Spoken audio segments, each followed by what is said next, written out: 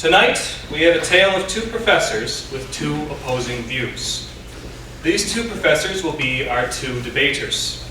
Each debater will represent either the affirmative or the negative position with respect to tonight's item of discussion, namely the cosmological argument as a justification for God's existence.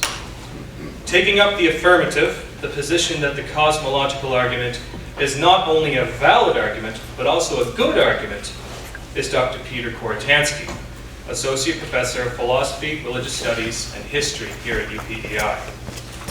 Dr. Koritansky has a PhD in philosophy from the University of Toronto and has edited/contributed to 2 books and authored one himself. He is affiliated with the philosophical school of Neo-Thomism, following in the footsteps of the great 13th century philosopher St. Thomas Aquinas. Representing the negative, the position that the cosmological argument is inconclusive, is Dr. Malcolm Murray, chair of the UPEI Philosophy Department. Dr. Murray received his PhD from the University of Waterloo, and his research interests include game theory, moral systems, and arguments surrounding the existence of God. He has written 2, or at least contributed to, at least 4 books, most notable of which is The Atheist Primer, a book relevant to this evening's topic. This evening's format will be as follows. The affirmative, Dr. Koritansky, will go first, with 30 minutes to present his position as clearly and as exhaustively as he can. Once the affirmative is finished, the negative, Dr. Murray, will then have 30 minutes to argue his position against the affirmative. In each speaker's presentation, once the 28-minute mark is reached, I, the moderator, will announce that 2 minutes are remaining as a chance for each speaker to finish up his points. After the presentation of the main arguments, Dr. Koritansky will have 10 minutes to rebuttal the critiques Dr. Murray raised against him in the first section. Likewise, Dr. Murray will have 10 minutes to address any of Dr. Koritansky's defense. 1 minute before the end of each 10-minute margin, I will remind the debaters of the remaining time. From this point, we will transition over into the question and answer period of the debate. However, before question period begins, votes by the audience will be collected and will be counted during the question period. This is when you will fill out the voting cards and not before.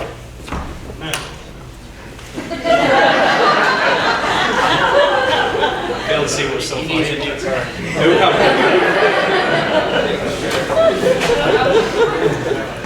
Once question period begins, the voting period ends.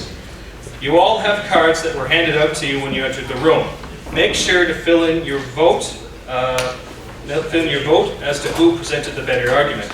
Be sure to write your name on the card as well, as we will be having a prize draw from the same cards you vote on. Your vote will be kept confidential.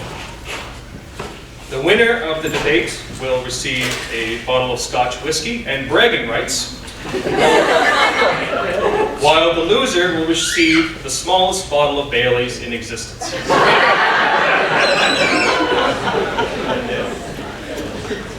During question period, members of the audience, guided by myself, the moderator, will have the opportunity to ask a single question of Dr. Koritansky or Dr. Murray. Audience members with questions are asked to stick to just one question and to keep it short, needing only as much explanation as is necessary. Both debaters will have an opportunity to answer each question posed to them with their own perspectives. When the time comes for question period, I will remind you guys of the rules. Over the course of the discussion this evening, it is our default expectation that during the debate and question periods, audience members will remain quiet and respectful. The debaters must be on their game, and distraction can take away from their concentration. Please refrain from clapping during the presentation of the debaters' arguments. Laughing is all right. Clapping can be afforded in the transition from speaker to speaker and from period to period. Generally, it is expected that the audience will put themselves in the shoes of the speakers and make sure not to do or say anything they would not approve of. One final note. Tonight is about discussion. It is about argument. It is about the clashing of ideas. Regardless of what takes place here tonight, the question, especially this question, will persist past the walls of this room. Use your vote according to the strength of the arguments, and not on whether your conviction on the matter has changed. If your conviction hasn't changed, well, hopefully it is for the better. But do not let your vote be solely on the basis of the conclusion. Take the question farther, and let it bring you deeper into the 2,500 years philosophy has been in discussion. And so, without further ado, I present to you Dr. Peter Koritansky to start us off.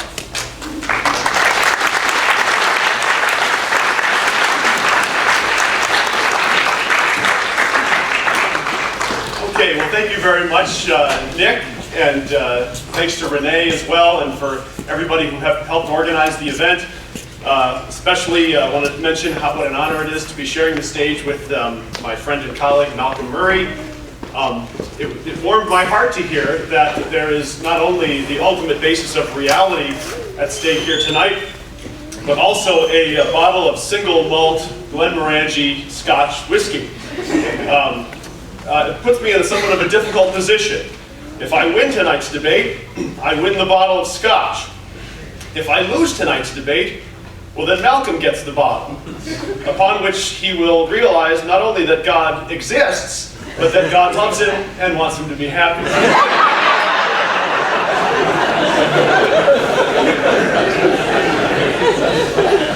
Well, my presentation is called the Cosmological Argument for the Existence of God, Why There Is Something Rather Than Nothing.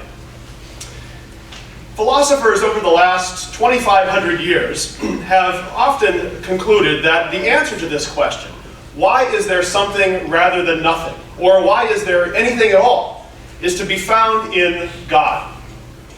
I will proudly say at the very beginning of my presentation that I plan to say nothing new or original here tonight. All of the arguments that I'm going to give, or the argument that I'm going to give, have been presented before me by other much more capable philosophers over the years. So I will leave it to Professor Murray to critique that argument. Again, I will say nothing new or original. I'd just like to begin with a couple of preliminary remarks regarding a very important question as to what constitutes a good argument. I'm here to persuade you tonight that the cosmological argument for the existence of God is a good argument. Firstly, philosophers have suggested over the years that an argument must be logically valid. In other words, the conclusion must follow logically from the premises. If the premises are true, then in a valid argument, the conclusion necessarily follows. But it's not only good enough for the argument to be valid, it also has to be sound.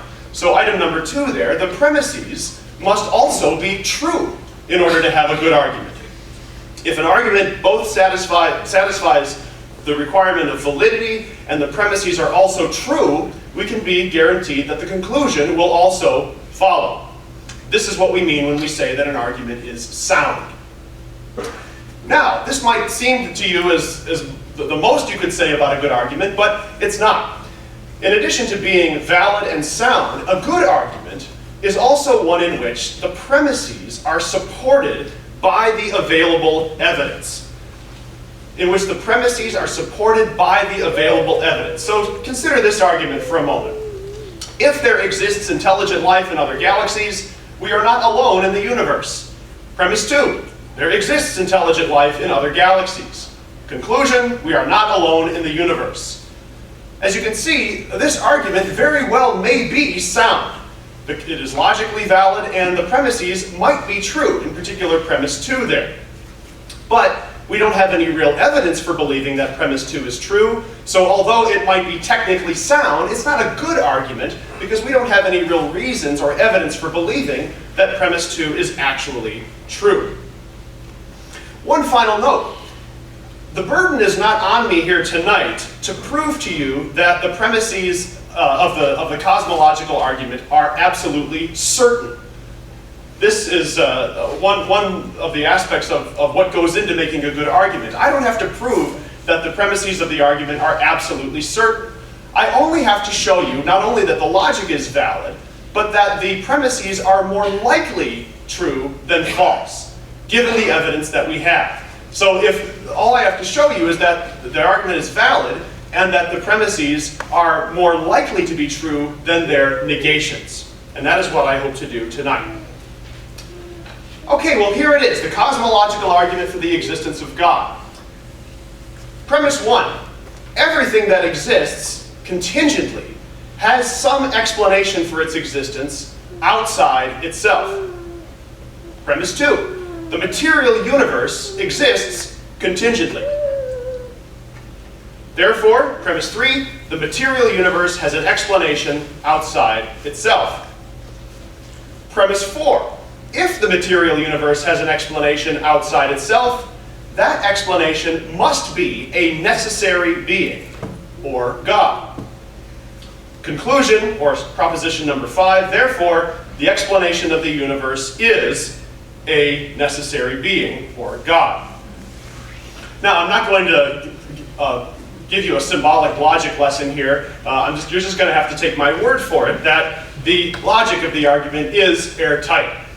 Premise number 3 is a conclusion from premises 1 and 2. 3 logically follows from premises 1 and 2. Likewise, the conclusion, premise or proposition 5, follows from 3 and 4. That means that all I have to do tonight to show you or to convince you that this is a good argument is to convince you that propositions 1, 2, and 4 are more likely true than false. Now, what I'd like to do to begin is, as you can see, this argument makes use of a couple of concepts that need to be unpacked a little bit. Most specifically, the ideas of contingency on the one hand and necessity on the other. What do we mean by contingency and necessity? Well, a contingent, the best way to understand it is in terms of, at least initially, is in terms of contingent versus necessary truths, or contingent versus necessary facts. A contingent truth, or a contingent fact, is a truth which is true, but does not have to be true. That's at least how I'm defining it here tonight. A proposition that is true, but does not have to be true. A necessary truth, on the other hand, is a truth that does indeed have to be true. Now, examples? I could give you a number of them. Most things that you can imagine, most truths that you can think of, fall into the category of contingent truths. Just give you a few examples. There exists a computer in this room. That is a true statement. It does not have to be true. Stephen Harper is the Prime Minister of Canada. That is a true statement. It does not have to be true. My cousin Ernie is colorblind. That is a true statement, but it does not have to be true. Now, necessary truths, on the other hand, do have to be true by definition. They have to be true simply once you understand the terms that are involved in the proposition. So, for example, all triangles have 3 sides is a necessary truth. If you know what a triangle is and you know what 3-sidedness is, then you'll know that that has to be true everywhere and always. Every whole is greater than any of its parts. If you know what a whole is and what a part is, you'll know that that has to be true everywhere and always. 2 + 2 = 4 is a necessary truth everywhere and always. Now, one of the things about contingent truths and necessary truths that is important to understand is that contingent truths, and this is something that is remarkable about them, contingent truths always seem to have some explanation or reason as to why they are true. So, consider the examples that I gave you. There is a computer in this room. That does not have to be true, and so we know that there must be some explanation as to why it's true. There was a committee meeting one day, and they had decided that all the classrooms in this building should have computers. A maintenance crew came in, brought the computer in, hooked it up. There's your explanation. Stephen Harper is the Prime Minister of Canada. You all know there is an explanation as to why that is true. My cousin Ernie is colorblind. There is an explanation as to why that is true. On the other hand, necessary truths do not have an explanation, or at least the explanation is contained in the very nature of the terms that you're talking about. So, the example that I gave you, all triangles have 3 sides, the explanation as to why that is true, there simply is no explanation as to how that came to be true. It just is true given the nature of what we're talking about. Triangularity, three-sidedness, you can see that it's true right away. Now, just as it makes sense to speak of contingent and necessary truths, it also makes sense, I believe, to speak about contingent or necessary things. Just as a contingent truth is a truth which does not have to be true, a contingent thing or a contingent being is a being which does not have to be. Everything in the material or physical, sensible world seems to fall into this category. A thing that does not have to exist. A tree, a gorilla, a man, a galaxy. Doesn't matter what it is that you think of in the material world, it all falls into this category. It does not have to exist. And as a result, there is always some explanation as to why it exists. This premise that contingent things always have some external explanation is constantly verified in our experience. It is never falsified. It is never falsified even when we have no idea what the explanation for a particular contingent truth or being might be. Imagine that you walk outside tomorrow and see a 2-foot-long footprint in the snow. You may have never, I'm sorry, wrong example. Imagine that tomorrow you find that Earth has a second moon, baffling astronomers. You might say, well, how did that moon get there? Well, even if there is no explanation forthcoming as to how the second moon got there, no reasonable person would just assume that it had no explanation whatsoever. You would assume that there's some explanation out there, you just wouldn't know what it is. Now, another remark about premise 1. I am not saying that it is impossible that a contingent thing might simply exist without any explanation whatsoever. In other words, I'm not saying that it's a necessary truth that all contingent things have an explanation. However, given the overwhelming and uniform evidence of premise 1, I would submit to you that it should at least be, when we come across any contingent reality, assuming that it has some explanation, should at least be our default position. In fact, we might say that if somebody wants to show that something simply has no explanation whatsoever, the burden is at least on them to explain why there is no explanation. Simply saying that there has been no explanation is not enough. Let's move on to premise 2. What do I mean by the material universe? Well, I'm not really only talking about the result of the Big Bang necessarily. I'm not necessarily talking about the observable universe. I am talking about all material reality. That is to say, all matter, energy, and their properties, including time and space itself. This would include, of course, any multiverse, if such a multiverse exists. Now, why would I say that the material universe exists contingently?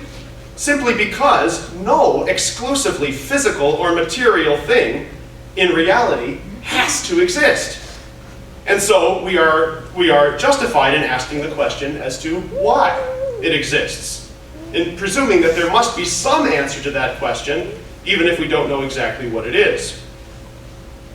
Now, I'm not going to belabor this premise too much, because to deny premise 2, to deny that the material universe exists contingently, is essentially to say that the universe exists necessarily.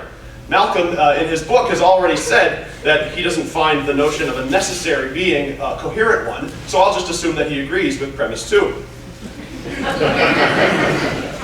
Premise 4. If the material universe has an explanation outside itself, that explanation must be a necessary being, or God. How do I get to premise 4? Well, remember how I defined the material universe. All matter, all energy and time and space put together. Given that the explanation for the contingent universe is something outside of the universe, that explanation cannot itself ultimately be either material or contingent. What is the explanation of the universe then? Well, somebody might say, well, it's just some other contingent thing, or contingent reality, or a set of realities. And then that would raise the question again. Okay, well, if it is indeed a contingent reality, our experience of contingency shows us that that would too require an explanation. So what's the explanation of that explanation? Well, some other contingent thing. Okay, but what's the explanation of that contingent thing? Eventually, the only way to provide the requisite explanation is to arrive at the existence of a being whose existence is not contingent. To arrive at the existence of a being whose existence is necessary. Now, granted, such a being, and I can't emphasize this enough, such a being for whose existence is necessary, that exists of necessity, would be a being radically unlike anything of which we have direct experience. That being would have to be eternal, immaterial, in addition to existing necessarily. It would also have to be creative in a way that nothing in this world seems to be creative. However, we infer this thing's existence, even though it lies well outside of our direct experience. I have to emphasize that this is still an empirical argument. It is not an empiricist argument. It is still, though, an empirical argument. Because we infer this thing's existence, this necessary being's existence, on the basis of what is in our experience. Namely, the world of contingent things. Now, there have been many objections to the argument that you see up there on the screen, and hopefully the argument's been on the screen long enough that you can digest it a little bit. I'd like to consider some of the more prominent objections that one finds against this version of the cosmological argument for the existence of God. Objection 1. Well, somebody might say, if everything must have a cause, who created God? If everything must have a cause, who created God?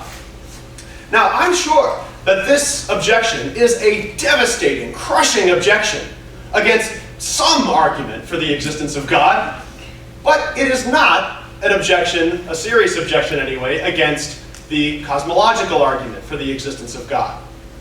One example of an argument that it might be a good objection against is the argument for God's existence that we find in Professor Murray's own book, in chapter 6 on the cosmological argument. This is from the Atheist's Primer, page 65. Aquinas' version of the cosmological argument, he says, may be put in the following form. For every effect, there's a cause, and every cause itself is an effect of a previous cause. 2, but such a series of causes and effects can't be stretched to infinity. Therefore, 3, we posit a first cause, a self-causing being, and that's what we mean by God. Well, unfortunately, this argument is not Aquinas' argument on all 3 counts, all 3 of those propositions.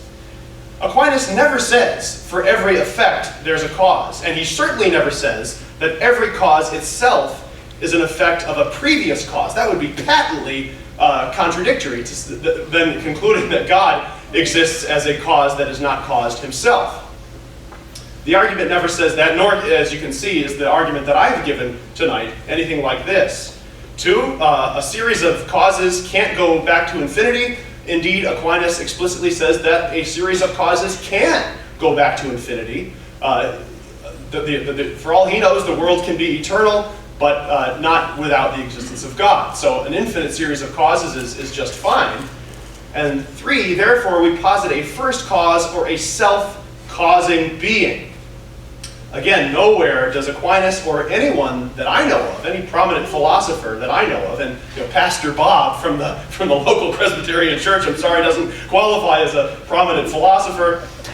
No one ever says that the first cause or God is a self-causing being. Again, that would be patently incoherent to think that something could cause itself to exist. And Malcolm rightly points that out as he says, even if we think that God is self-creating or self-causing, there must be a time before such a self-creating being existed. That is, he continues, we seem forced to admit that the self-creating being must have itself come from nothing. But the cosmological argument starts from our recognition that something can't come from nothing. It's not fair to say, well, magical beings can come from nothing, given that they're magical. So, my response is, no philosopher ever suggests that A, everything must have a cause, or that B, God is a self-causing being. The cosmological argument says that God is a necessary being. And I know these might seem like hair-splitting distinctions, but believe me, the difference between a necessary being and a self-causing being is the difference between a coherent idea and a completely incoherent idea. It is like the difference between lightning and lightning bugs. This is a caricature of the cosmological argument. The cosmological argument, again, concludes that God is a necessary being and therefore has no cause, including himself. Now, somebody might say, oh, I know, okay, but this is basically the idea behind the cosmological argument. Well, I must insist it is not basically the idea behind the cosmological argument. For any atheists in the room tonight, consider this. This is a quotation from a philosopher, Edward Fazer. Suppose that some creationist began his attack on Darwinism by assuring his readers that the basic claim of the Darwinian account of human origins is that at some point in the distant past, a monkey gave birth to a human baby. Suppose he provided no source for this claim, which of course he couldn't have because no Darwinian has ever said such a thing. And suppose also that he admitted that no one has ever said it. But suppose further that he claimed that, quote, more sophisticated versions of Darwinism were really just modifications of this claim. Intellectually speaking, this would seem utterly contemptible and sleazy. It would give readers the false impression that anything Darwinians have to say about human origins, however superficially sophisticated, is really just a desperate exercise in patching up a manifestly absurd position. So again, I think it's very important to criticize the cosmological argument as it's actually been given, not as we would like it to be. Objection 2. Maybe the universe just always existed and therefore has no explanation. Well, again, this really is somewhat of a red herring. The cosmological argument is perfectly open to the possibility that the universe always existed. However, given that the universe is contingent, given that the universe does not have to exist, then there still is required an explanation. Consider an analogy. Say that you're standing on top of a mountain looking down in the following picture, a train, and say that your companion says to you, what's pulling or causing that last car on the train to move? Forget the fact that the last car is an engine. Best picture I could find. And you were to say, it's the car in front of it, pulling it. And then suppose they were to say, well, okay, but what's causing that one to move? And you say, okay, it's the car in front of it. And you say, okay, what's causing that car to move? Well, it's the car in front of it. And eventually he gets frustrated and says, okay, but what's causing the whole train to move? What would happen if you were to say, what do you mean? It's just an infinite series of cars. Well, again, as you can see, that would not explain a thing. It might be true. It might be true that the world might go back to infinity. But that simply in and of itself would not explain why there is something, why there is an infinite series, rather than not. So my answer to this is that the cosmological argument is indifferent to whether the universe had a temporal beginning. Even so, the assumption that the universe always existed does not remove the need for an explanation if the thing to be explained is contingent. Objection 3. Well, it's impossible, someone might say, for the universe to have an external explanation, because any such explanation would be just some non-physical prior state of affairs, which would just be nothingness. Well, I hope you can see that this objection is completely question-begging, because it assumes that anything outside the physical universe is nothing. In other words, it assumes the truth of atheism. Objection 4. Well, someone might say the material universe does have an explanation, but that explanation is just some prior physical state of affairs. That is just more nature. Response: remember that by material universe, I mean the totality of all matter and energy. Therefore, if the explanation of the universe was just some other material's cause, that would simply be part of the material universe requiring explanation, not an explanation itself. Objection 5. The notion of a necessary being is self-contradictory, like a square circle. Only propositions can be necessary, not things. And in fact, this is an objection that Malcolm brings up in his book. He says the concept of a necessary being is a contradiction in terms, much like the concept of a square circle. A being is the kind of thing that may not be. A necessary being is the kind of thing that cannot not be. That 2 + 1 = 3 is necessary, but not a being. Existence cannot be inferred from definitional fiat. I wholeheartedly agree that existence cannot be inferred by definitional fiat. It is the ontological argument for God's existence that concludes the existence of God by definitional fiat, not the cosmological argument. Moreover, I find it hard to understand why the notion of a necessary being is self-contradictory. A contradiction in terms is one in which the adjective logically excludes the subject, like a square circle. But this is not the case with a necessary being. Thing X is a necessary being if and only if the statement X exists must necessarily be true. But somebody might say, oh, but I just can't imagine what a necessary being would be like. And that's fine, neither can I. But that's not the point. The point is not what we can imagine. The point is what we can formulate as a coherent idea. And again, I submit to you, the notion of a necessary being certainly is a coherent idea, not subject to self-contradiction. The important thing here is to realize the distinction or the difference between imagining something and comprehending something intellectually or conceptually. René Descartes, in his Metaphysics in his book, said that the Discourse on Method. Said that we can see this with an illustration. He said, imagine a chiliagon. For those of you who don't know, a chiliagon is a 1,000-sided object. Okay? Now, if you try to imagine a chiliagon, it will definitely be hazy and it will look probably just like a circle.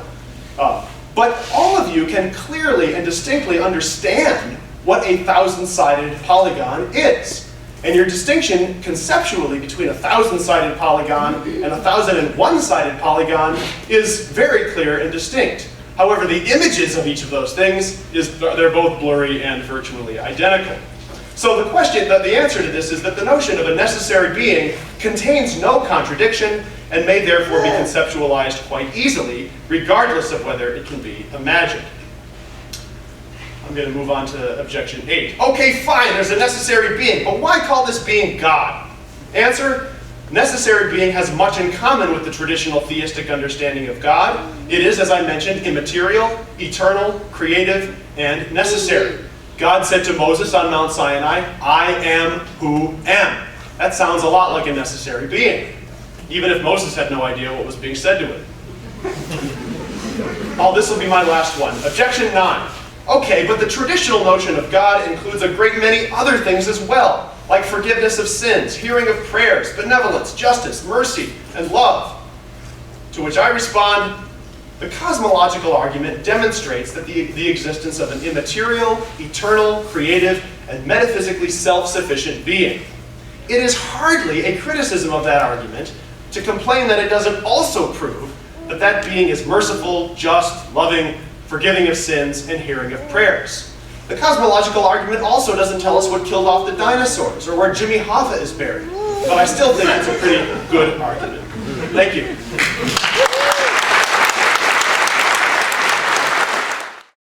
Okay, so thank you everybody for coming. Thank you Renee and Nick for hosting this thing, and thanks Peter for bashing my book.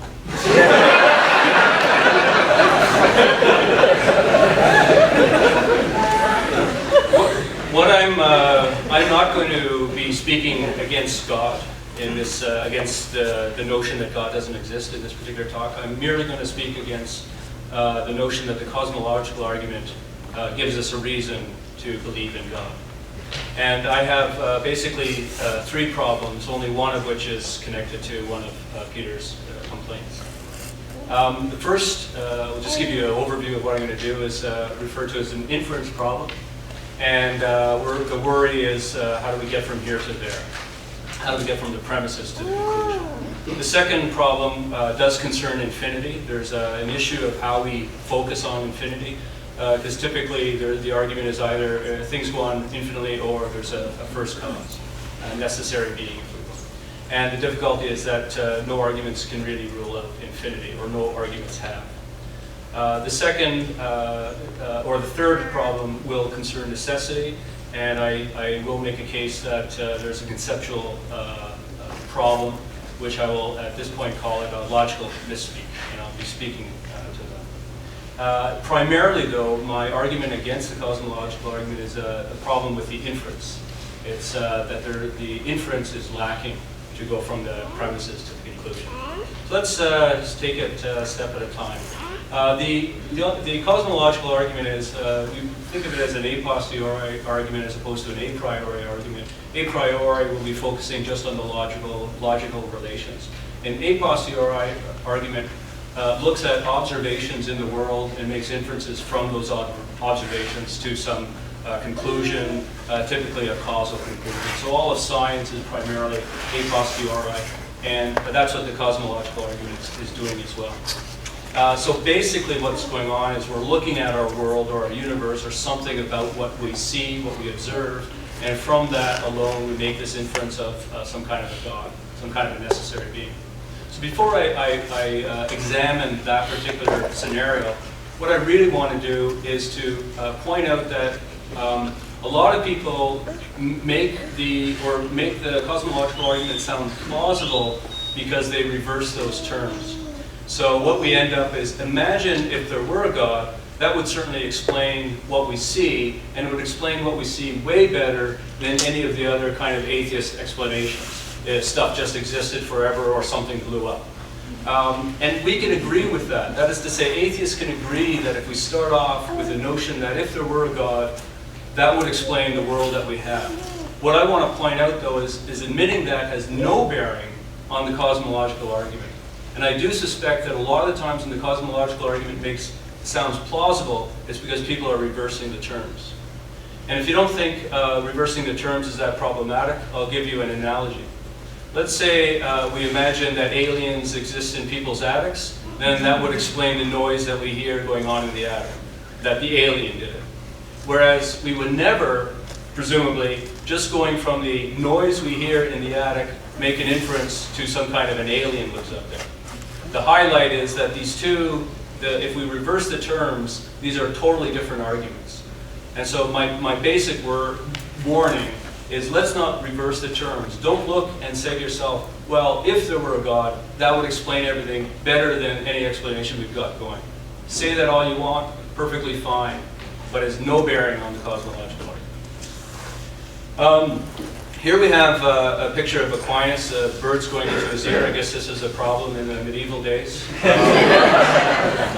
What I'm focusing on here is this notion of we get eventually to a first cause, and we make this inference that the first cause or the necessary being is God. Sometimes the worry about raised on that connection is that, and I think Peter already explained it well in one of his objections, the worry might be, well, what's the nature of God? We might get a God that creates the universes and then buggers off. How do we know it's the God, the theist God? How do we know this God loves us? And the reality is that that's irrelevant to the cosmological argument. The cosmological argument is only highlighting all you get a foot in the door for an existing God of some sort, and that would be huge.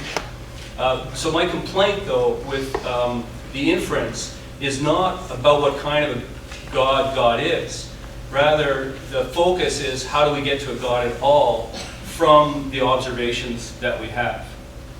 And by the way, what I imagine to be a God is something like a supernatural agent, supernatural in the sense that it's not subject to the laws that we are subject to, and an agent in the sense that this God can still love us or care for us or have intentions. And the basic worry is that in an a posteriori argument, we're looking at the observations that we have in this world, and the observations that we have are all a bunch of natural stuff. So the problem is, how do we get to that supernatural? How do we go from a bunch of natural observations to make this inference to the supernatural? To illustrate, or a slightly different way, we could think of a lot of people misunderstand science. It's a little bit annoying. Science is in this misunderstanding. Not you guys. I mean, letters to the editor misunderstand science, as if science is just a bunch of facts, and then once you gobble these facts together, you get the result. But this is a misconception, and primarily it's this focus on equal. What do we mean by equal? When we get a bunch of these facts, how do we jump to that conclusion? And the worry is that there's such a gap there between the facts that we have to the conclusion that we want, and we have to have some kind of method to tell us how far we can leap over that gap. The gap has to be as small as possible for a good a posteriori argument. And so let's look at minimally two rules. And the first comes from David Hume, and his rule calls it the liker the better. And he's a good writer in philosophy, and this is what we come up with. His example, slightly modified, is if Charlie Brown is sitting on the up end of a teeter-totter, but you can't see what's on the bottom end of the teeter-totter, you're certainly allowed to infer that whatever on the bottom end of the teeter-totter is heavier than Charlie Brown. That's perfectly fine. That would sort of make sense. But we could not make the inference that whatever on the bottom end of the teeter-totter must be infinitely heavy. That would be a violation of the liker the better. And when we're looking at the cosmological argument, we're going from something that's natural, that's our observation, and we're supposedly getting something that would be supernatural. And so far, all I want to say is these are not alike. Go back to Sesame Street scenario. One thing is not alike with another. But this second rule might be more up to date. So let's say we see some footprints in the sand. Does everybody see these things? You see the footprints in the sand. So we're entitled to make the inference that a person has passed by relatively recently. But why are we entitled to make that inference? We are not entitled to make that inference merely from the observation at hand. Because the observation at hand would also be consistent with a penguin on a pogo stick with a human foot apparatus. As far as we would know, the two would be identical. So what makes our inference that a human has passed by better than any of the other options? Well, because we have experience with people in the sand. That's a beach. I don't know if it's as crowded as on PEI beaches. So we have a lot of, and so when we make the inference from the one single observation, we're relying on background information, background prior probability. So the inference rule number 2 has to be there's a link to prior probability and past experience when we say those kinds of a posteriori arguments are good, when we jump over that gap. So how would that, if we apply those two rules and stick it out to the cosmological argument, what should we get? Well, we would get something like, or what we should get would be, imagine we see a God create a universe, and then we see another God, or perhaps the same God created yet a different universe. Maybe universe 3 was created by a God. And from that background information, then we say to ourselves, well, this universe is probably created by a God. That would make sense. That would be a good cosmological argument. That would fit the merits or the standards of what an a posteriori argument is supposed to do. But what we get instead is just from the single Earth to the God. And that's a bit of a leap. Now, I might skip over Aquinas' attempt to get rid of infinity because my colleague suggested that he accepted infinity. Although he actually said, here's why infinity doesn't work, says Aquinas. And he gave this notion that if we remove the first cause, obviously the effects will falter. But we have the effects, i.e. we're living, so there must be a first cause. That was his explanation for why, verbatim, perhaps, if you will, we'll have to check out the translations, from Aquinas. And so let's imagine we have a series of people, so great-granddad, granddad, granddad, Mr. Great, somehow in there, we end up with, let's say that's you in the crib. If this guy here, this little fellow, we pull him out and say he didn't exist, then of course none of the other series would exist. So that makes sense. But the problem is with the infinite series, we're not removing this fellow. We're not saying he doesn't exist. We're just highlighting that we're removing the status of this guy being first. Rather, we're saying he probably had somebody else and somebody else had somebody else. So the point is Aquinas' argument really doesn't work to remove infinity. Al-Ghazali and Craig came up with this other notion to say that infinity applied to numerals or abstract concepts makes sense, but never to an object. So rather than trains, it's my infinite number of police cars. So if we have this infinite number of police cars and we remove every second police car, well, we would end up with exactly the same number of police cars, which is absurd. How is that possible? Well, because infinity divided by 2 is still infinity. But nevertheless, on this column over here, there's half the number of police cars than that one. And yet they're both equal in being infinite. So says Al-Ghazali and Craig. That shows that it's inconsistent or incoherent to apply infinity to actual objects. But the problem is change these police cars to numbers, and the same problem arises. So the numbers on the left side would be all the numbers, and the number on the right side will be odd numbers, for example. And the odd numbers are the same number of numbers as the whole numbers, which of course doesn't make any sense. And what's the conclusion here? Well, whatever is going on in infinity, it applies as much to abstract quantities as it does to objects. We can't rule it out on that kind of an argument. The best argument, and this is the one that Peter Koritansky is resting his laurels on, is this notion, in my books we call it an appeal to PSR, which is the principle of sufficient reason. The idea here is that we can accept infinity. We don't have to get rid of it. However weird it is, you just leave it there. Still, the fact that there's this infinite stuff going on there should have an explanation. And the principle of sufficient reason is basically this notion that everything has a cause. And the claim is that even atheists and scientists go on this notion. If the computer blew up, we don't say, well, there was no reason for that. We assume there might be some cause. We look for it. And what's also very interesting is that that would include an infinite series. So if everything has a cause, an infinite series itself would have a cause, even if there's an infinite series. And as Dr. Koritansky is highlighting, that we would have to imagine that the cause of that infinite series can't be a member of that series itself, because if it's yet another member of the series, that's still part of the infinite series, but not an explanation of how the whole thing is there. Yes, I had something to do with my daughters coming into existence, but that doesn't mean, therefore, I'm the explanation for the Murray line, whatever it is. And so there's something really plausible about this kind of an argument.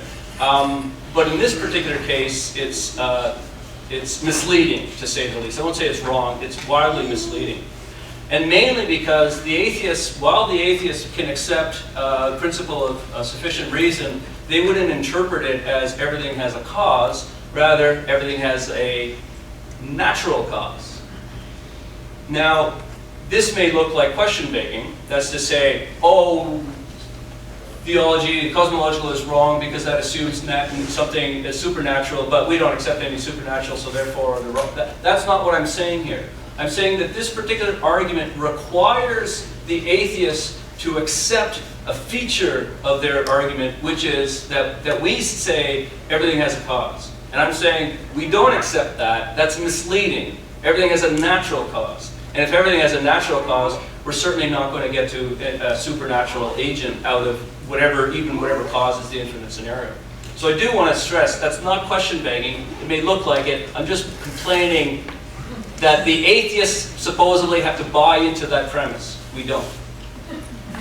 But there is an objection lurking. And the objection is that, wait a second, so far, well, my watch didn't start at all, so I still have 30 minutes according to me. You'll have to keep me posted. The objection is that, wait a second, my first inference has ruled out if we have no prior probability rule, we can't use that in our inference.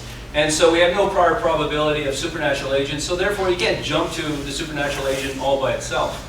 But somebody may say, but nor do we have a prior probability of stuff just existing forever.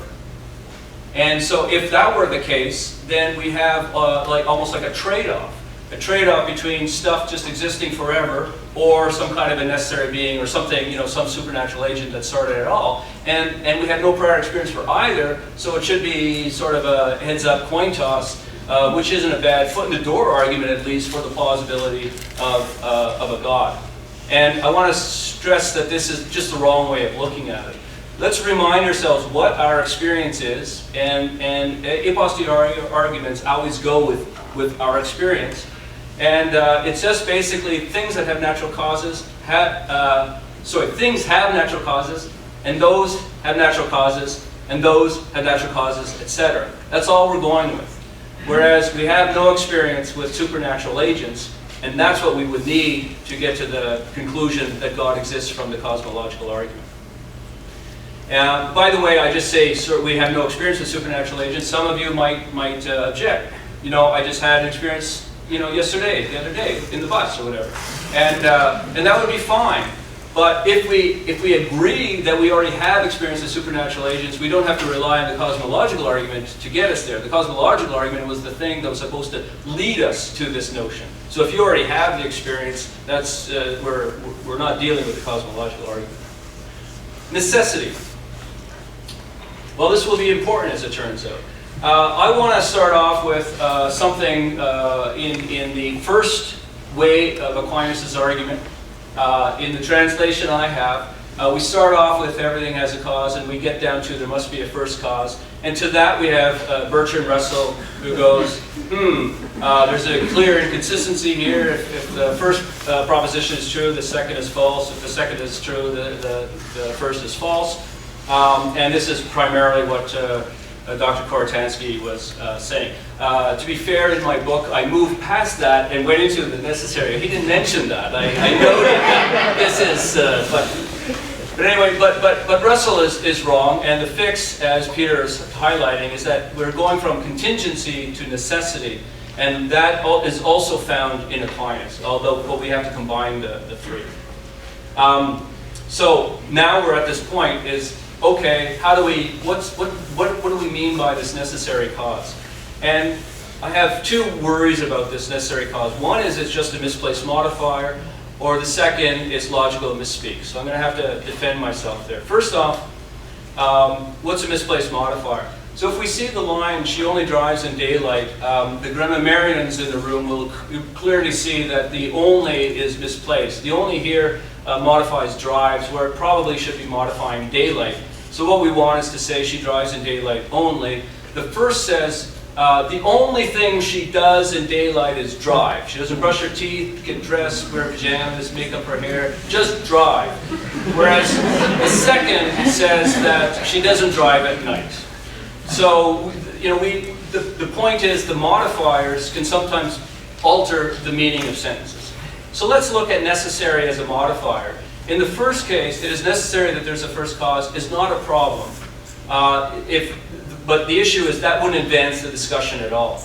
All we're saying is, from the evidence at hand, we make the necessary conclusion that there is a God. That's not an issue, not a problem at all.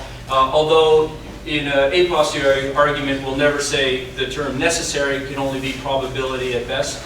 And Dr. Koritansky, mentioned that. It's rather this second line that there's a first cause that is itself necessary that is very surprising and very different. And so the question is, what do we do with that? So what do we mean by a necessary being?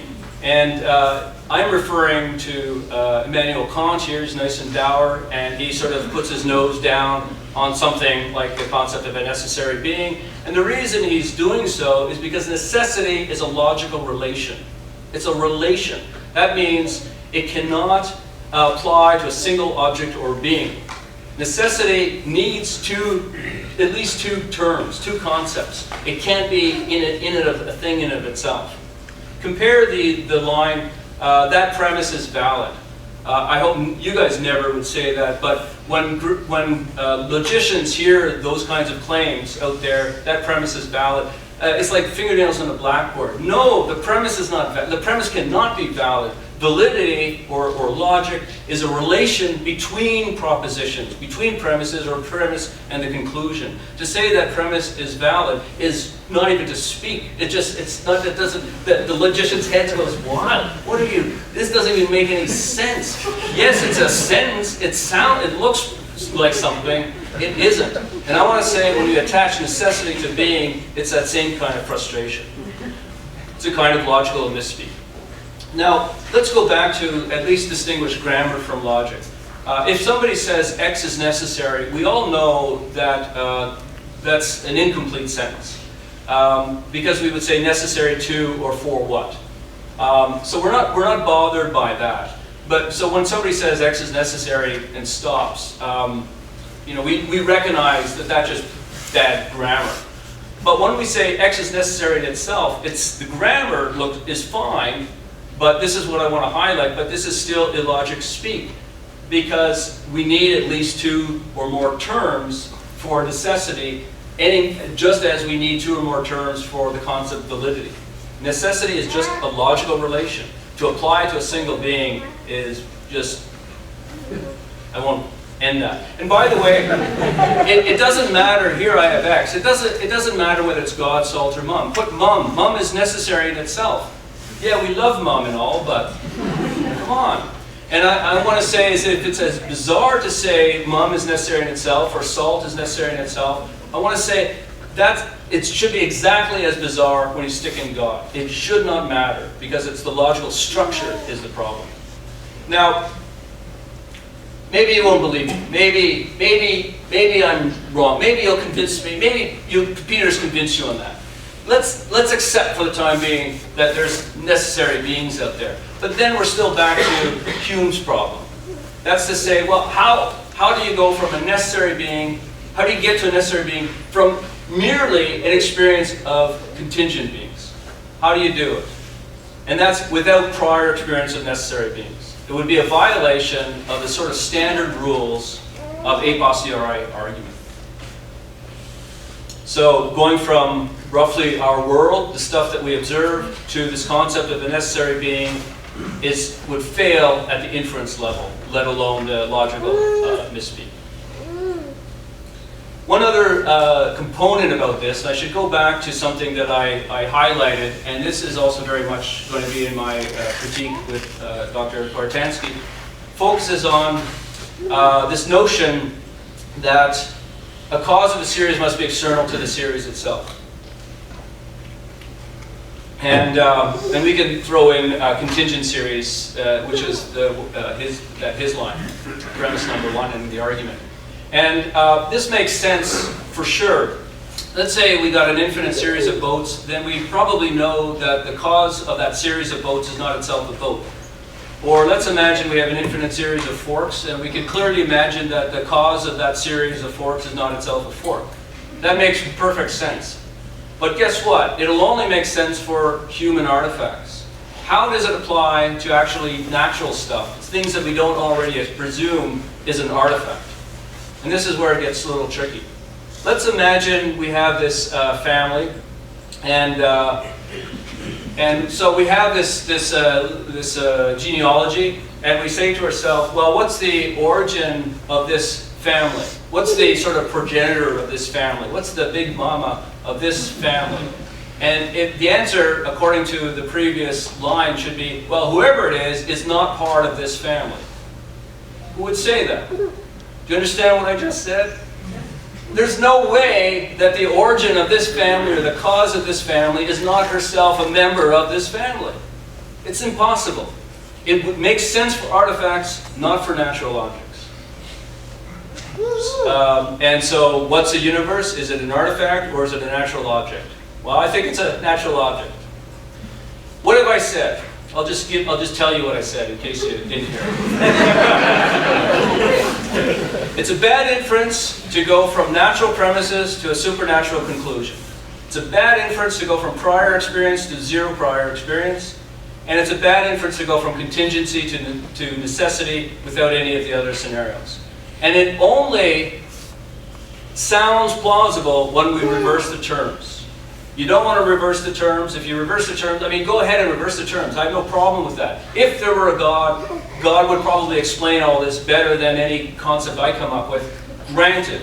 But that starts off with, if there is a God, and I'm not getting very far by those kinds of ifs. The second thing I said is infinity is not ruled out, and so the claim to the first cause is not forced upon us. And the third thing I said concerns that appeal to necessity.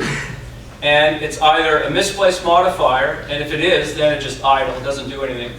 Or it's a case of logical misspeak, despite what Peter Koritansky says. Or it's just a bad inference. In any event, what's my main conclusion?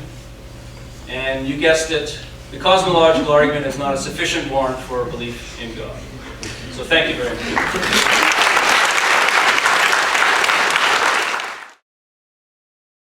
Okay, well, thank you to Professor Murray for that very incisive criticism of the cosmological argument. I'll do my best to digest it and understand it in 10 minutes so as to respond to it.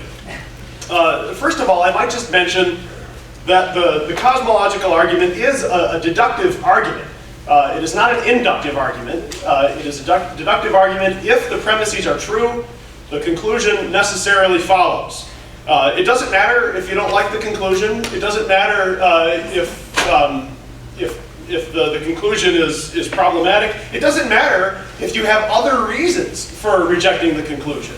It simply matters whether or not the premises are true and if the logic is valid. So I know that he didn't have a whole lot of time himself to digest my own argument, my own version of the cosmological argument, but if he does, I'd be interested to know maybe in the next 10 minutes exactly which of the premises he rejects and why.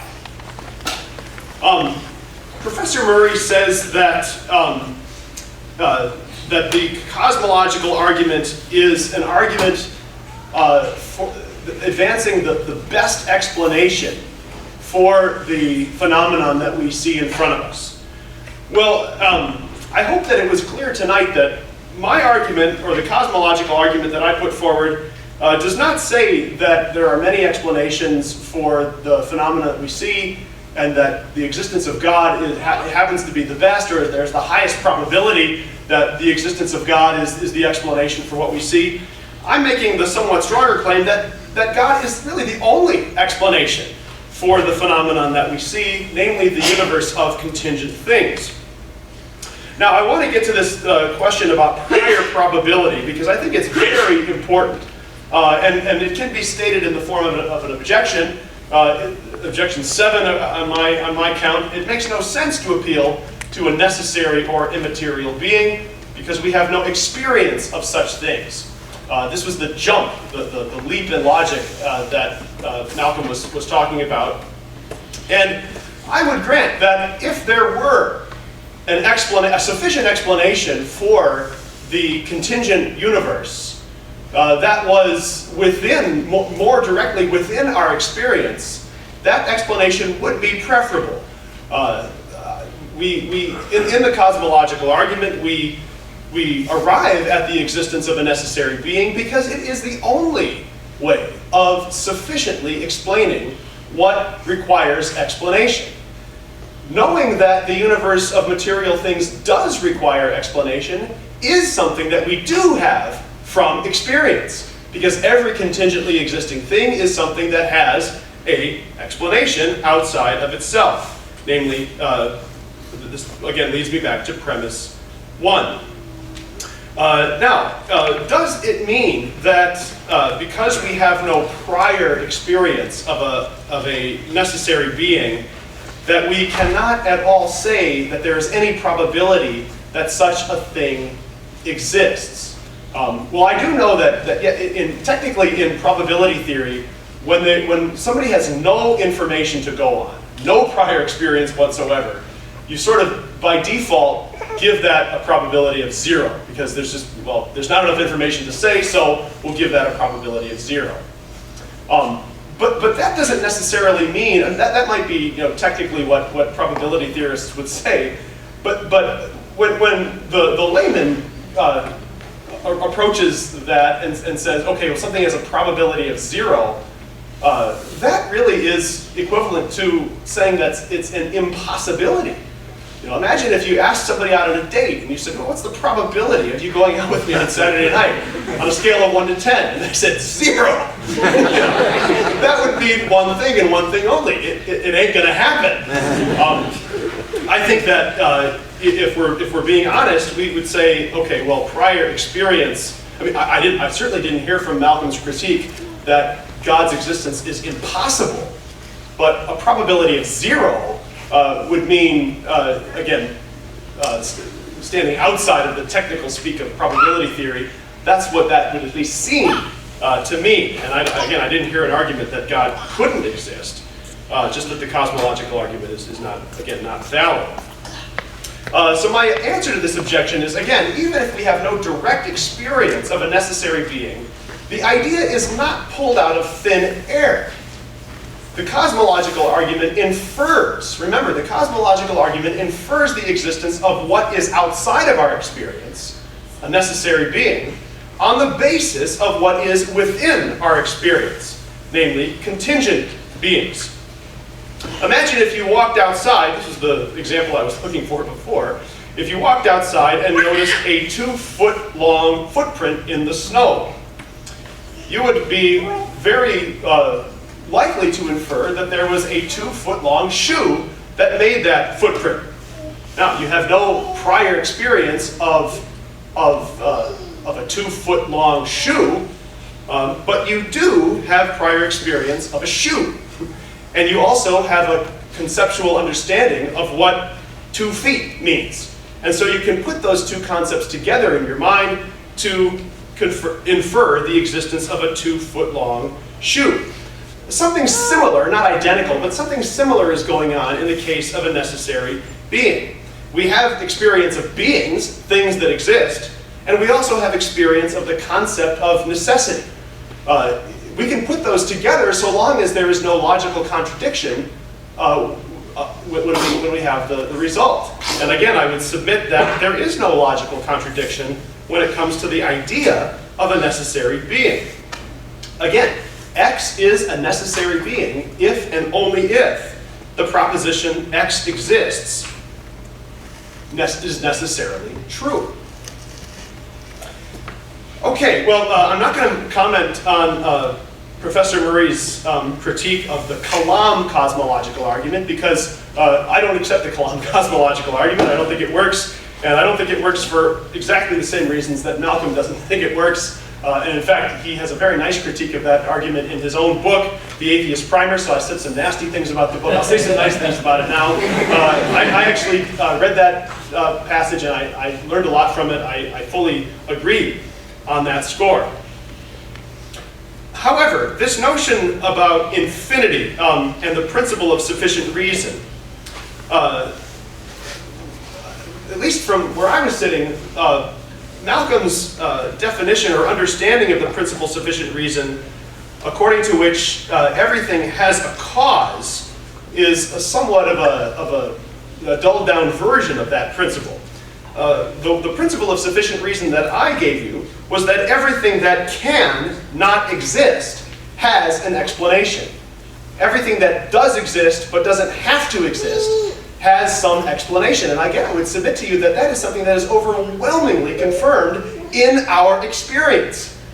Everything that exists that does not have to exist always has some explanation. Okay, but what about the infinite series of the universe, assuming that the universe is an infinite series? At the risk of addressing an argument that I think Malcolm made, but I'm not exactly sure, again, I need a little bit more time to digest it, I'm going to jump to another objection where I think that he's making. It may be that the material universe, somebody might say, has an explanation, but that explanation simply is the explanation of everything in the universe, not God. So again, if you have an explanation of everything in the universe, you don't need an explanation of the whole infinite series. Now, in his book, Malcolm gives a very interesting analogy. Actually, it's borrowed from a philosopher named Paul Edwards, who says that, okay, if you have 5 Eskimos on the street, they're all there for a different reason. This is what Paul Edwards says. 1 minute remaining, Dr. Koritansky. One of them might be there for a job interview, another might be there to visit his mother, but you don't, once you have an explanation for why all 5 of them are there, you don't need an explanation for why the 5 of them are there as a group.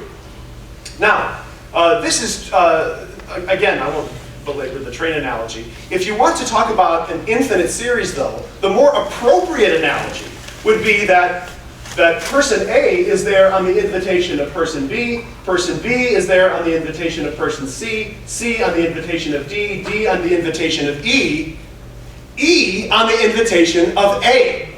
This would be more appropriate analogy if you're talking about an infinite universe. As you can see, there is no explanation as to why those 5 people are there. It's just an infinite circularity, which, as we can see, gives us no actual explanation. And so, as is said in the, this is called the Hume-Edwards principle. This is actually an atheist philosopher. Says the principle underlying the Hume-Edwards criticism seems plausible enough when restricted to finite sets, and I think this is relevant to what Malcolm said about infinity. Finite sets, that is, sets with a finite number of members, but the principle is false, I believe, when extended to infinite sets in which the explanation of each member's existence is found in the causal efficacy of some other member. An infinite series simply does not explain what requires explanation. I have to leave it there.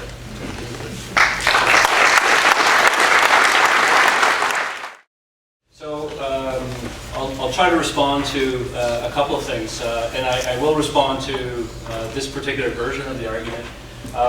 But just before that, I'm going to start off with this notion of probability, and I think it's important to be clear about this. Let's say we have. Can you hear me if I step back here? Yeah. Yeah. Okay. So can you see this? Maybe we need a light on. Number 3.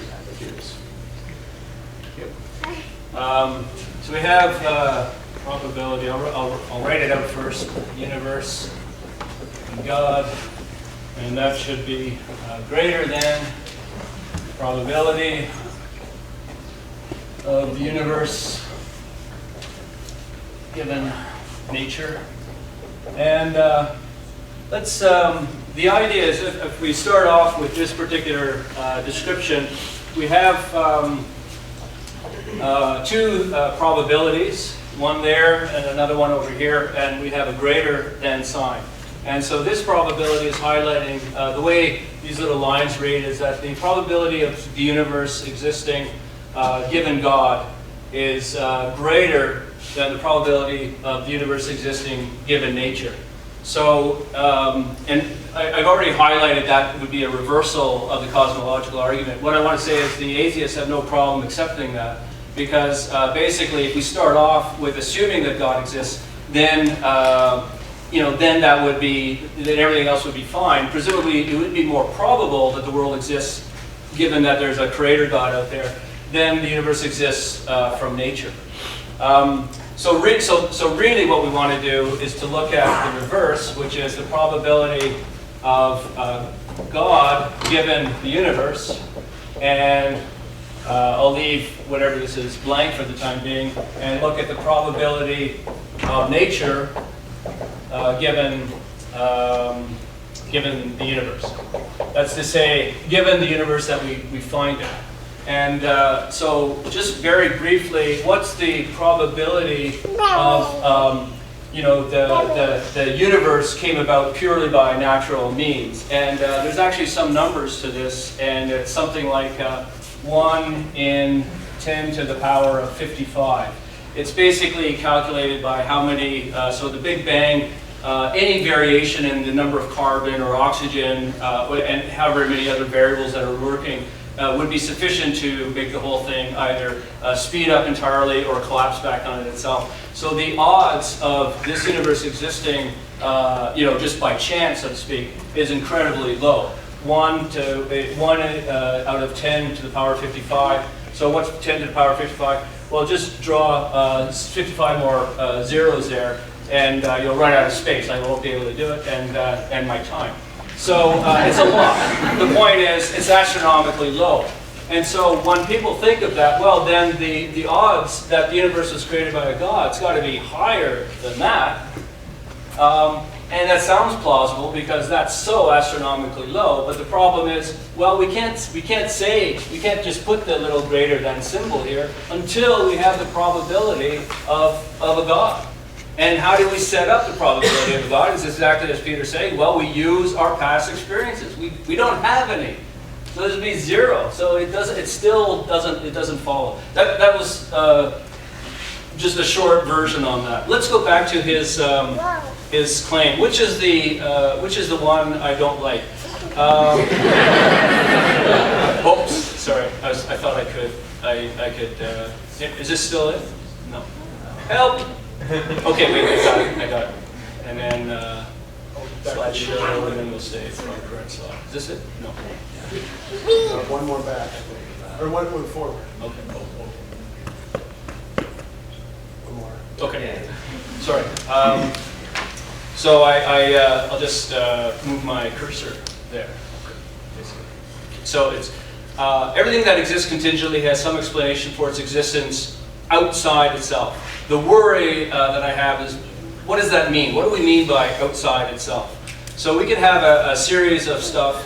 So I'm created not by myself, but by somebody else, which would itself be another contingent being, and that makes sense. So we could speak about it outside itself, but when we say outside itself, we're not getting outside of the series of contingencies so far. So the trick comes down when we move into the material universe exists contingently. So the universe itself is a contingency. That's to say, it may not have existed.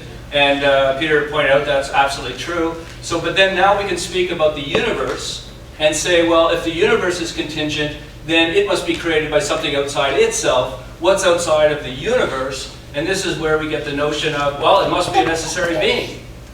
But to me, that goes way too fast. Why are there not other universes out there? How have we ruled out cosmoids? Have we ruled out any of those kinds of things? So there'd be one worry, is that that's not actually ruled out. The second worry, must be a necessary being, would make sense, as I say, if we have some previous understanding of the necessary beings. We don't. And the other worry here, and this is one of the arguments that I think Peter was addressing with Edwards, is that, but wait a second, what do we mean by a universe? Are we thinking of it as a thing in itself, or do we think of the universe as the set of things that belong in there? In which case, turning around and saying, what's the explanation for the set of things that are belonging there? And that's what Edward is highlighting, is that, wait a second, once I've given you the explanation for every member in that set, I have ipso facto explained the set. So there's another worry here concerning this notion of universe, and it's a shift from a set, from a concept of a set to a thing in itself, and that would be a worry. But primarily, my scenario is that we go back to number 4 and say it must have an explanation outside itself. I'll grant that, but that doesn't tell me that the explanation is itself not yet contingent. not outside of yet another universe, unless you want to turn around and say, but that universe is itself, and then we go back into this infinite regress, and we still would need to get out of that infinite regress some, not invention of a necessary being, but the cosmological argument is supposed to move us to that necessary being, but here we have to really invoke that as a viable concept in order to work. And maybe my last point, if I have a minute or 3 minutes. my last point, then, and maybe my penultimate point, is Peter Koritansky highlighted that his argument is a valid argument, and valid means it's necessary. You go from the premises to the conclusion, so it's not strictly an a posteriori argument, which relies on observations of a number of events and then we make an inference. That's not really quite true, because we still have to go back and understand how do we accept these premises. We have to go and use the a posteriori method. We have to go out in the world and observe the observations that we have and make inferences from those observations to these particular conclusions. So these are all, if you will, it's a deductive argument, but using a whole bunch of prior a posteriori arguments to bring in those premises. Whereas I'm complaining about the maneuver of those premises, of the a posteriori. So that much I wanted to say. And is there anything else? I think my book is excellent. That's what. Yeah, I'll stop there.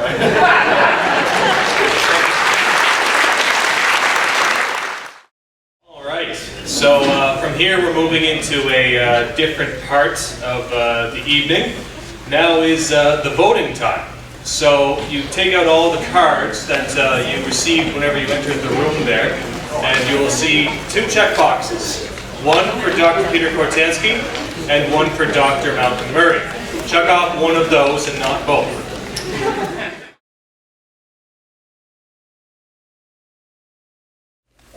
The point we're making, as I understand it, is that there's no real reason to jump to necessary being from contingency, because we have no prior experience.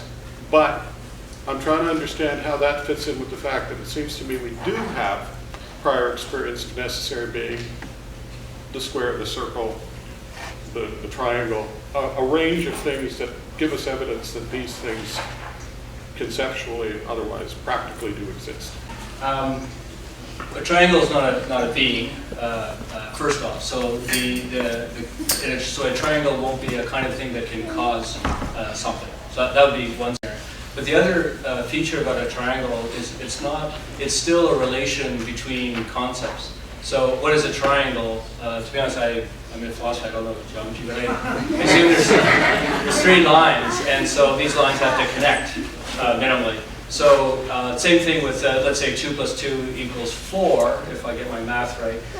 We could say that's a necessary truth, but the truth of it is the conditions are the 2, and we need to know, assuming we have the plus and the 2 and then the equal, and then we necessarily get 4. So those things are necessary, but they're not actually necessary in and of themselves, and nor are they necessary beings. So those aren't a counter to what I'm saying. Hope that helps. Maybe just to clarify, I'd be perfectly willing to concede that we have no prior experience, at least at the a posteriori level, of a necessary being. I don't believe that the cosmological argument requires that. Again, I would say a being, I still find it a very coherent idea. A being is necessary, being X is necessary if and only if the statement X exists is a necessary truth. We all know what a necessary truth is. That's why I find it a coherent idea. But again, I would concede that we don't have an experience of a necessary being. That's why this is an argument for the existence of God and not the existence of something that we've seen, on just walking down the street. I'm I'm looking at what you've written on the board, Dr. Murray. And my question is, if God, we conceive of God as someone who doesn't have a cause, and then who caused nature? So that's for me? I was only addressing the merits of the argument. I am not knowing what caused nature. But if you're referring primarily to these kinds of concepts, the idea is that, I guess we need physicists in the room, so astrophysicists go back to the Big Bang or the prior little ingredients. If you're asking me, does that make sense? No, there's always going to be that question. I mean, you say, is that a sufficient answer? Is that a sufficient reason? Or stuff just always existed? I mean, most of us are going to be not too content with those kinds of answers. All I'm saying is that we can't, the fact that we're discontent with those answers doesn't give us the epistemic warrant to jump to this concept of necessary being. Yeah, I don't have too much to disagree with that. I would like to say this. Just as it may have been a mistake in the Middle Ages to reduce philosophy as the handmaiden of theology, I believe it's also a mistake now to reduce philosophy to the handmaiden of science. Philosophy, the question that I began with, why is there something rather than nothing? I'm going to go out on a limb and say that is not a question that is a particularly scientific question. And I think that there are, and the reason is because modern science presupposes the existence of physical stuff, the properties of which it tries to discern. The question as to why anything exists at all is a properly metaphysical question. And we shouldn't let a bias which states that scientific knowledge is the only kind of knowledge there is, lead us down the road to think that there must therefore be no answer to the question of why anything exists at all. Question for Professor Murray. But before I begin, I just want to clarify that I don't have any argument against the existence of infinity. But in your argument, you stated that we should not exclude the possibility of infinity or infinite cause as explanation for nature or material things. And then you go on to argue that we should assume that the most likely explanation for nature or material things should be something that we experience. To the best of my knowledge, there is no absolute infinite thing. So could you just remind me why we can't exclude the explanation of infinite cause? The way you worded it is that if, I'll sort of rephrase my argument following what you said, if this works.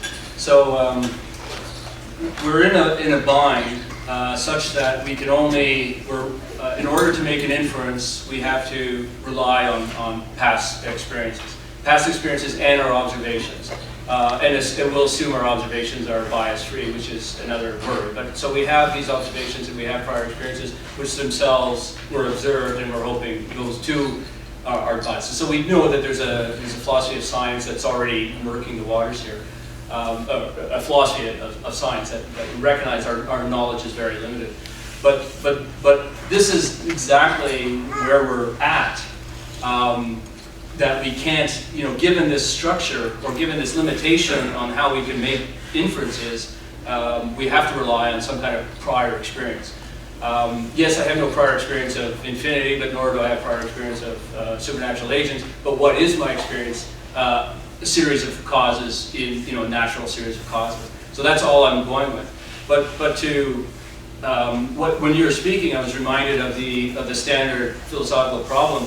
How do we know? I'll say, how do we know Peter exists? Peter Koritansky exists. Well, we see him, we hear him, but how do we know our seeing and our hearing is in fact veridical? How do we know we're not dreaming? You know, we're in this dream. There's this Peter Koritansky again, and which I will have nightmares now. Later on, I'll say I should have answered Peter this way.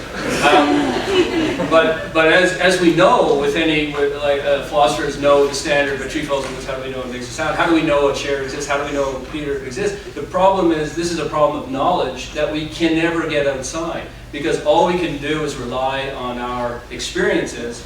And so, if our whole experiences are false or deluded, we have no hope of getting outside of that. So part of this is just a recognition of the limitation of our minds, limitation of what we mean, what we can know, and that limitation is what prevents the cosmological argument from going anywhere. But alas, a lot of other things too. It seems to me in the debate that Dr. Murray was addressing the failures of the cosmological argument as a priori argument, specifically for a necessary being. Were you arguing the concept of a necessary being as an a priori concept or as an a posteriori concept? The argument that I proposed is a deductive argument. That part of it, the deductive nature of the argument is a priori. Given the truth of the premises, the conclusion necessarily follows. But no, I would very, very much concede that the argument is also a posteriori, as Malcolm rightfully pointed out, because you derive the truth of the premises precisely from experience. So the short answer is that the premises are derived from experience, or a posteriori. The conclusion is derived from those premises deductively, or if you want to say a priori, that's fine. Just say deductively. I think that makes things clearer. I was just wondering how both you gentlemen define experience. Like, what are its limits, what are its criteria, etc.? I would say that all experience begins in sensation, in the five senses.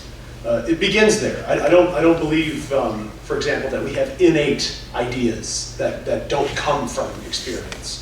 As Descartes believed.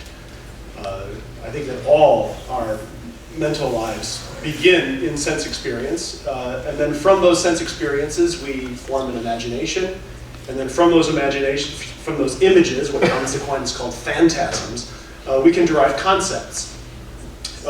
And so all our entire conceptual life, it seems to me, is derived from our interaction with the actual physical or sensible world. That doesn't mean that we have to leave it there at the physical. It may be that the physical and sensible world points in the direction of something that is non-physical or non-sensible in terms of being perceivable by the senses. But it begins with sense experience. So that's how I would at least answer you as briefly as I can. So the experience precedes the experiencer, and that's presuming the experiencer is itself material. I'm not saying you're necessarily saying that, but I'm just kind of formulating.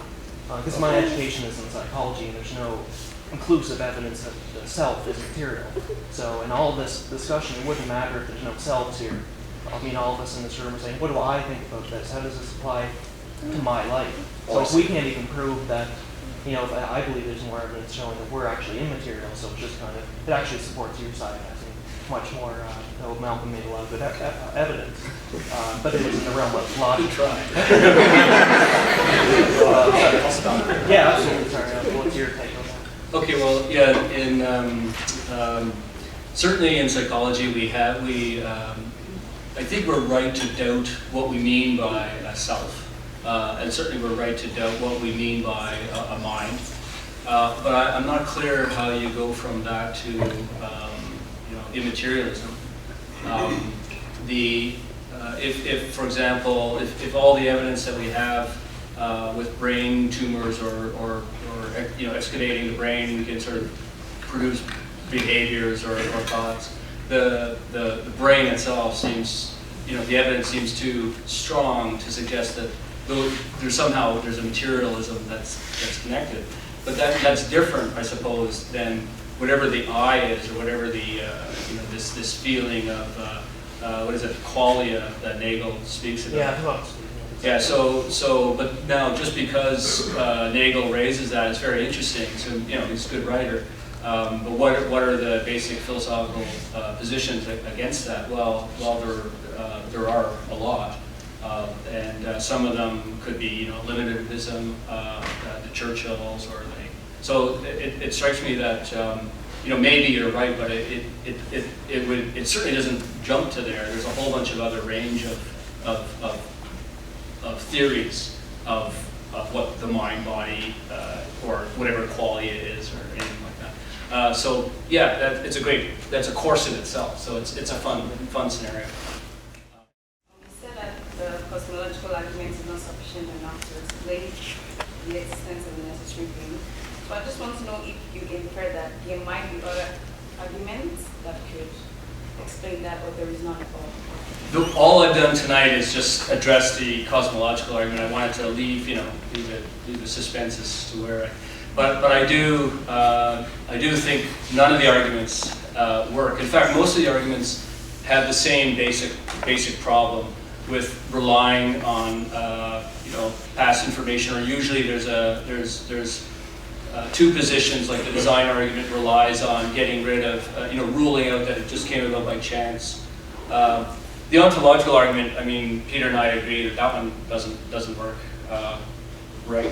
And then there's the moral argument, which to me is really atrocious, but I don't want to. It's not even worth textbooks. But there are some. There's still some interesting scenarios. But I think one of the interesting features about tonight's dialogue was the selection that the thinking is that it sounds like the thinking that the cosmological argument is the best going. And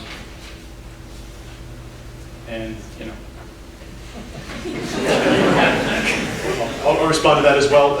Most of the arguments for the existence of God are independent arguments. Immanuel Kant famously said that the cosmological argument depends on the ontological argument. He was completely wrong about that. It does not.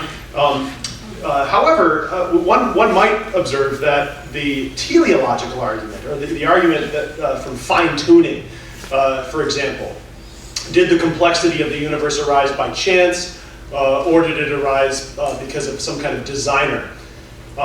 If you come into that debate already persuaded of the cosmological argument, that there is a necessary, immaterial, creative, eternal being responsible for the existence of the world, the teleological argument is greatly strengthened by that.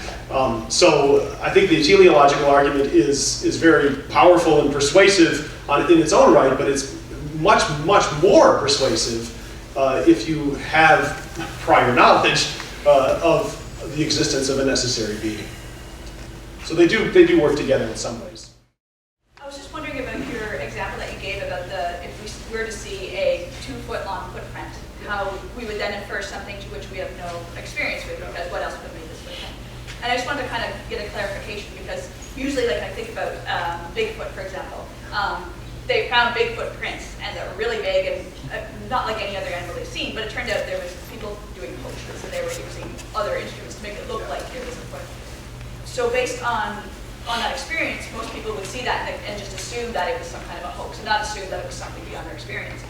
And I was just wondering if that's what you meant with that example, or maybe you had another example of where there was a good chance that we would infer something to which, not just that we personally don't have any experience, but any kind of literature, any kind of research that we have, that we know of, would tell us something else, something that it was material or.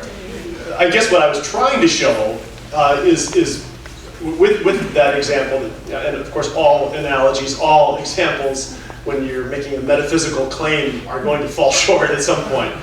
But what I was trying to show is that one simply need not have prior experience in order to be led to the likely conclusion. Sorry, one need not have prior experience of a particular kind of thing in order to be reasonably led to the conclusion that that particular kind of thing is real. So, yeah, I'm sorry, I'm not going to be able to think of one on the fly.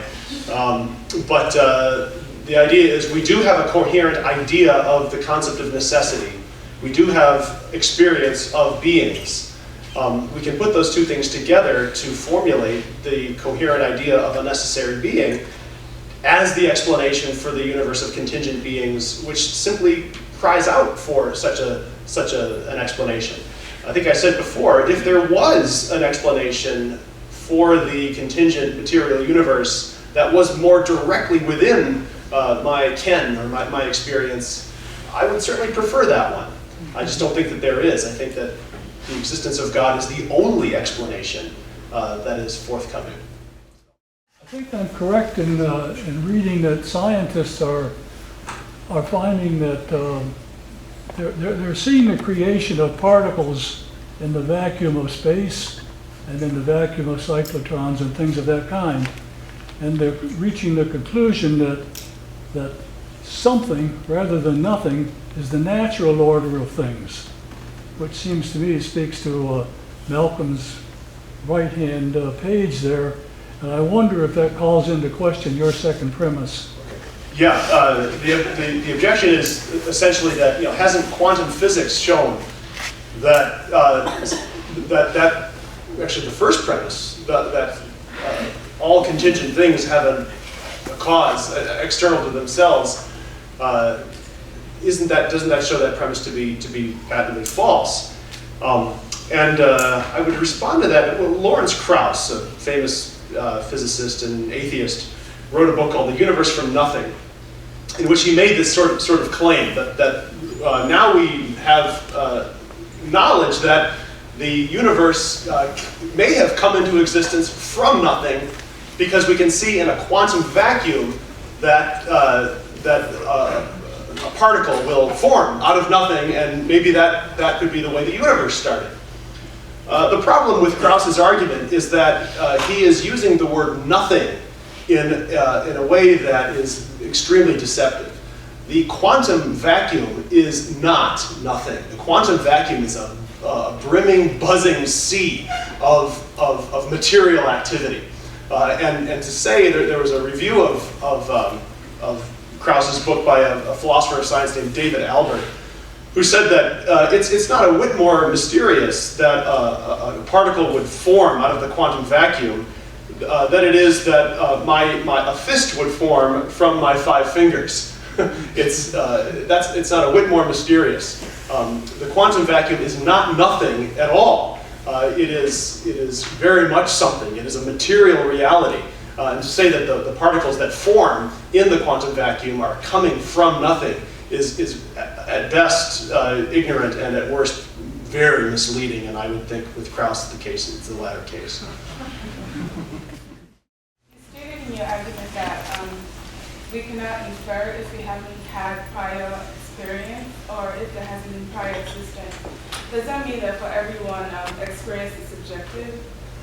Apart from whether anybody can get outside of themselves, leaving that along, it's just that I'm in scientific methodology, or in good sort of methodology, we don't want to make an inference from a single sample size, for example.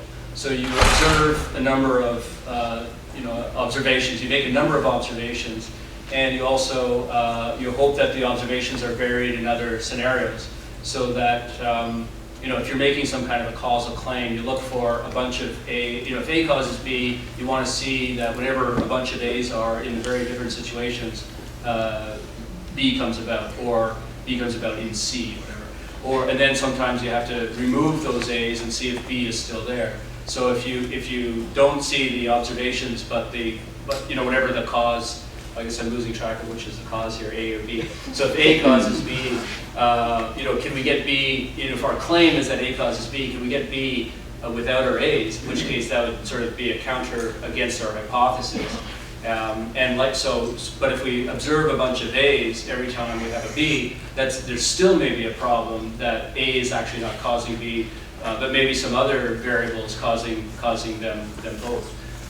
Supposedly, a study in China found out that you could have a lower birth, you'd have lower births in a family that had toasters. So it was a toaster control method.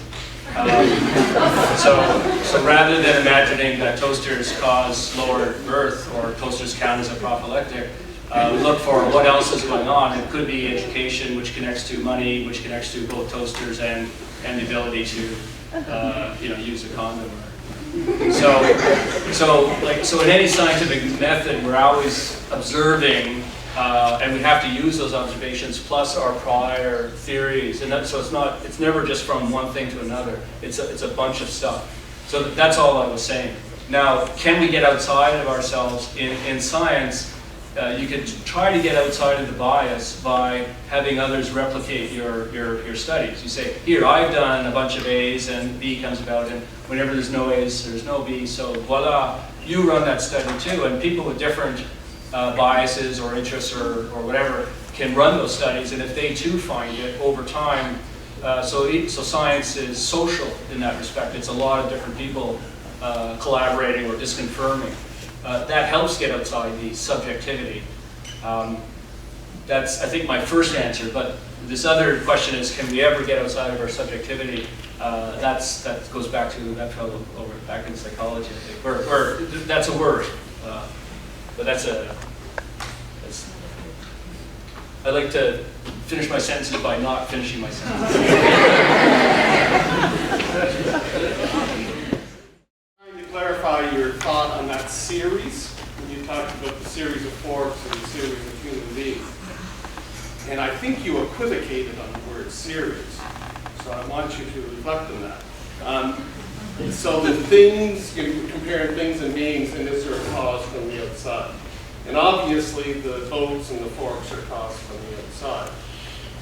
But the series of the humans is also caused from the outside, as the grandfather causes the father, causes the son, that kind of thing. Anyway, I just want to reflect, do you think you equivocated on the use of your word series there? That you're kind of comparing this layout of forks, which is not a causal series, to the causal series. No, that's an excellent point. Thanks, Colin.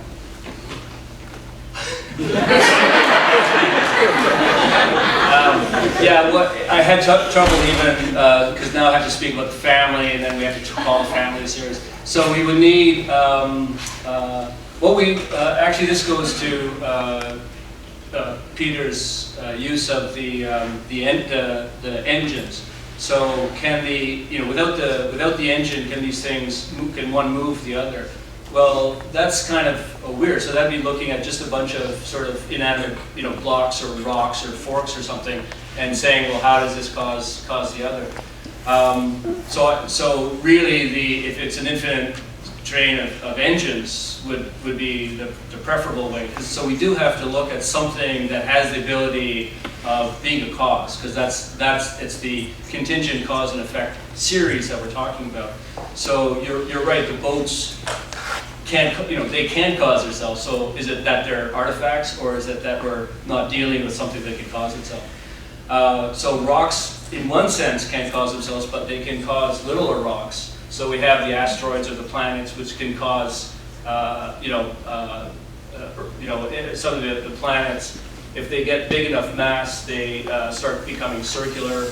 If they get also big enough mass, they can get their own gravitational, or maybe not, something. Anyway, so we could even still speak of inanimate objects like a rock or a fork, as long as we're also talking about the forces that are moving these things. So what would that be? Well, that's also part of what I mean as by the natural, that's part of the nature of the universe. So laws and gravity, thermodynamics, and whatever, those kinds of items. So I don't know if that helps avoid the let me put it mildly, is that yes, I see your worry. I hope I don't succumb to just that. I think I can explain it in larger scenarios. But usually when we're talking about cause and effect contingency, we're looking for what are the things that have the ability to cause something else.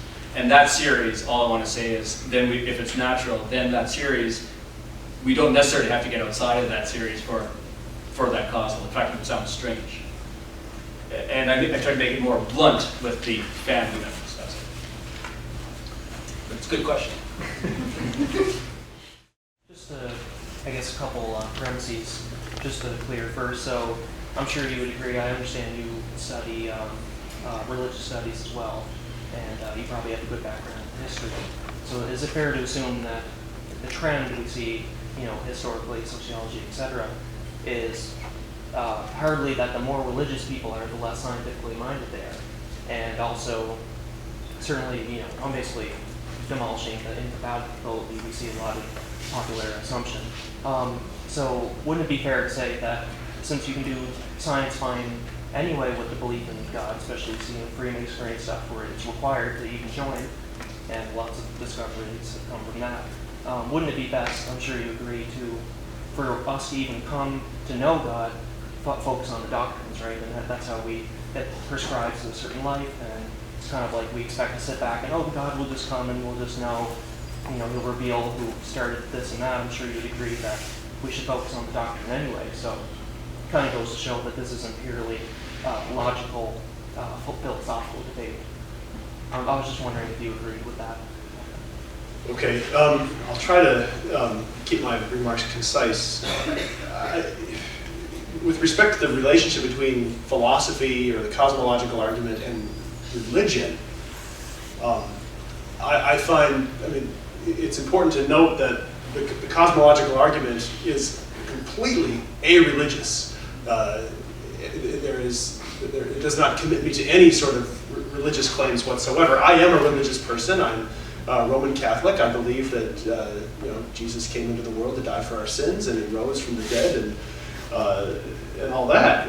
And so those doctrines are extremely important to me. They're very dear to my heart. My confidence in the truths of those claims would not be in one bit shaken if I were to discover that the cosmological argument doesn't work. Right. And that's something that maybe I should have said that from the outset of tonight's debate. So I don't see there being a strict relationship there. One can fully embrace the cosmological argument and not embrace any religious claims of any major religions whatsoever. And there are many people who would fit into that category. There's no contradiction. So yeah, the question as to whether religious claims or theological claims in terms of revealed theology are true or false is not germane to the cosmological argument. As what you said about at the beginning about whether or not, I may not understand you correctly, that people who are more scientifically minded may not usually agree with the existence of God or believe in the existence of God. To me, I think Malcolm and I can probably both agree that from a philosopher's perspective, that's also totally a red herring, completely irrelevant. Somebody asked me one time, how do you feel about the fact that the majority of philosophers are atheists? And my response to that is always the same. Well, I don't know if that's true, but I can guarantee you that the majority of philosophers all agree that what the majority of philosophers thinks is irrelevant in the philosophical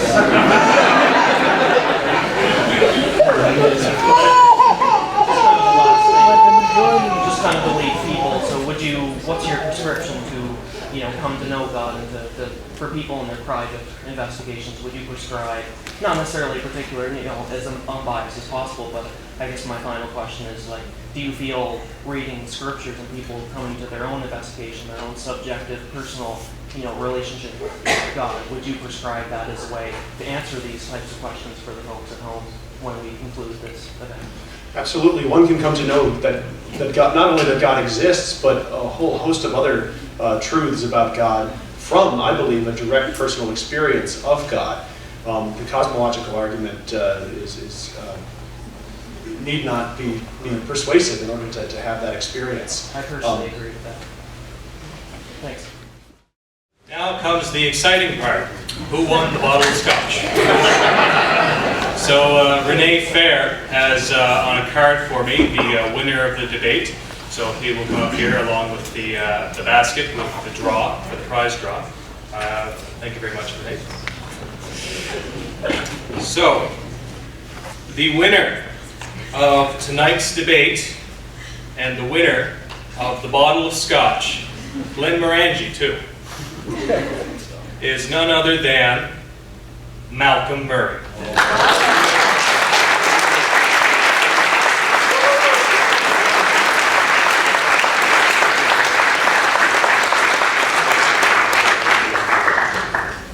That's a 9, right?